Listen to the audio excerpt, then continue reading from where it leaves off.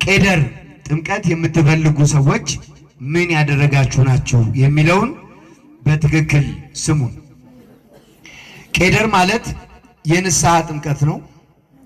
እግዚአብሔርን በሚከተሉት ኃጢአቶች ያሳዘኑ ሰዎች ነፍሳቸውን እንዲያጸዱ አስቀድሞ ስጋቸውን ማንጻት ስላለባቸው የቄደር ጥምቀት የሚጠመቁ ሰዎች የሚከተሉትን ኃጢአት ያደረጉ ሰዎች ናቸው። እሺ፣ አንደኛ በስራ ወይም በሌላ ምክንያት ወደ ውጭ ሀገር ሄደው በመጽሐፍ ቅዱስ ውስጥ እንዳንበላቸው የተከለከልነውን ምግቦች የተመገቡ ሰዎች ካሉ ቄደር መጠመቅ መቻል አለባቸው። ለምሳሌ የግመል ወተት፣ የግመል ስጋ፣ የአሳማ ስጋ የመሳሰሉትን የተመገቡ ካሉ ቄደር መጠመቅ አለባቸው።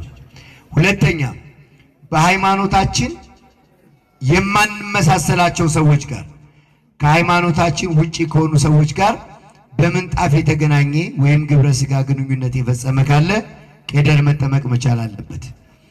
ኦርቶዶክሳውያን ያላረድነውን በሌላ እምነት ያሉ ሰዎች ያረዱትን ምግብ የተመገበ ቄደር መጠመቅ መቻል አለበት።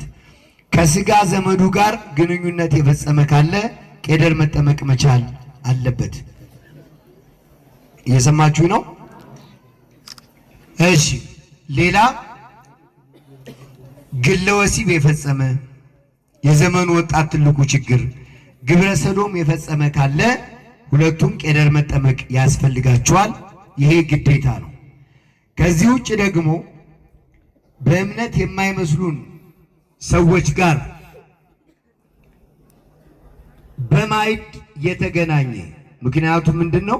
እኛ ኢየሱስ ክርስቶስ አምላካችን ፈጣሪያችን ነው ብለን ስለምናምን በስሙ ባርከን እንበላለን። ሌሎቹ ደግሞ ኢየሱስን አማላጅ ነው ከሚሉት ጋር በአንድ ማዕድ የተገናኘ ሰው ቄደር መጠመቅ አለበት። በሰባቱ የአጽዋማት ጊዜ ጾም ሽሮ የፍስክ ምግብ የበላ ካለ ቄደር መጠመቅ መቻል አለበት። የፍስክ ምግብ የበላ ጠንቋይ ቤት ሄደ፣ ለጠንቋይ እየሰገደ ዘራንጋሽ ጋር ሄደ፣ ጨሌ ያስጠነቁ፣ ይሄ በሙሉ ቄደር ያስፈልገዋል። ውርጃ የፈጸመች ሴት አስወርጅ ብሎ የፈቀደ በጾታ የተገናኛት ሰው ጓደኞችን ብትሆኑ አስወርጁ ብላችሁ የመከራችሁ በሕፃኑ ሞት ተባብረናልና ቄደር መጠመቅ ያስፈልጋል። ሴት ልጅ ወር አበባዋን ሳትጨርስ ከወንድ ጋር ከተገናኘች ወንድም የወር አበባዋን ካልጨረሰ